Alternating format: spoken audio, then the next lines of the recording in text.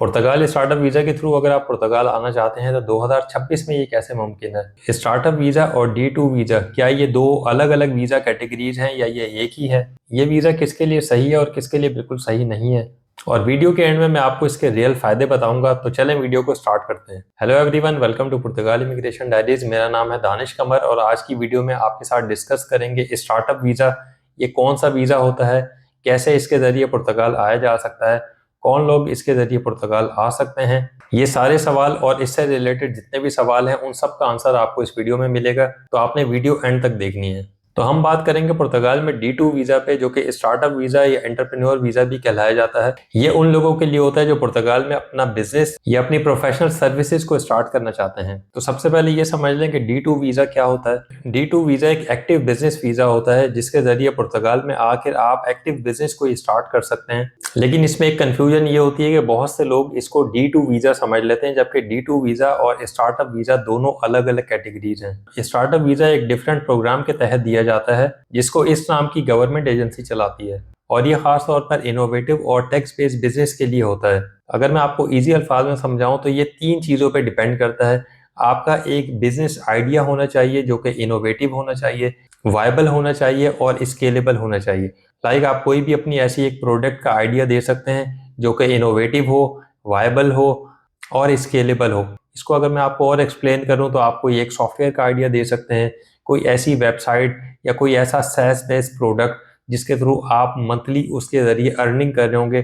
तो ये आपको एक आइडिया पिच करना होता है और सब कुछ इसी आइडिया के इर्द गिर्द घूम रहा होता है। जबकि D2 वीज़ा के अंदर 2 रूट्स होते हैं। एक एंटरप्रेन्योर रूट होता है जिसके ज़रिए आप पुर्तगाल में अपना कोई एक्टिव बिजनेस स्टार्ट करते हैं, कोई शॉप, कोई फैक्ट्री, कोई रेस्टोरेंट, कुछ भी कर सकते हैं, जिसके लिए आपको एक डिटेल बिजनेस प्लान देना होता है और ये बिजनेस प्लान बहुत ज़्यादा बारीकी से चेक किया जा रहा होता है।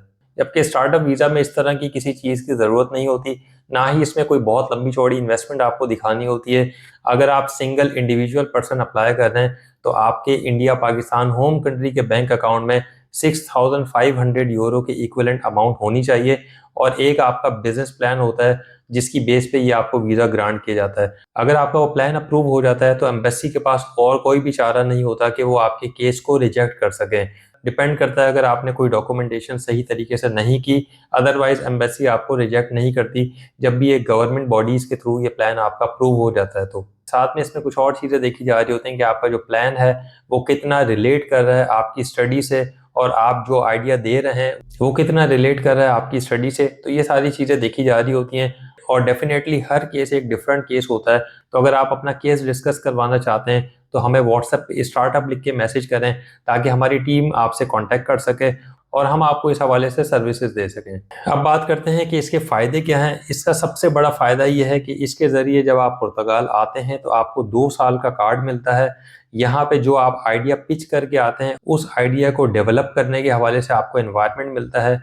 आपको ऐसे लोगों के साथ काम करने का मौका मिलता है जो आपकी तरह के ही और आइडियाज़ लेके पुर्तगाल आए हैं और वो यहाँ पे एक अपना बिजनेस बनाना चाह रहे हैं। और TRC कार्ड आने के बाद आप सारे यूरोपियन कंट्रीज में विदाउट एनी वीज़ा के आप ट्रैवल कर सकते हैं, जो कि इस केस में सबसे बड़ा फ़ायदा है। जबकि इस हवाले से आपने कोई बहुत लंबी चौड़ी इन्वेस्टमेंट नहीं की होती है और ये TRC कार्ड आपको पुर्तगाल आने के विद इन 3 to 6 मंथ मिल जाता है। डिपेंड करता है कि आपको उसकी अपॉइंटमेंट कब मिलेगी IMA की तरफ से।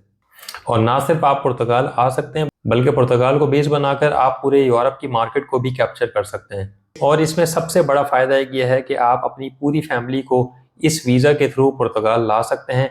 जबकि जो इंडिविजुअल पर्सन की रिक्वायरमेंट थी नंबर्स के हवाले से, वो डेफिनेटली आपको इंक्रीज़ करना पड़ता है। डिपेंड करता है कि आपके फैमिली मेम्बर्स कितने हैं उसके हिसाब से। इसी तरह पुर्तगाल में रेजिडेंस कार्ड आने के 5 साल बाद आप पुर्तगाल का PR कार्ड अप्लाई कर सकते हैं और ये पाथवे आपको पुर्तगाल की नेशनैलिटी तक लेके जाता है। तो अगर आपके पास इस तरह का कोई आइडिया है और आप पुर्तगाल आना चाहते हैं तो आप हमसे अपना केस डिस्कस कर सकते हैं। आपने व्हाट्सएप पे लिखना है स्टार्टअप, ताकि हम आपका केस डिस्कस कर सकें।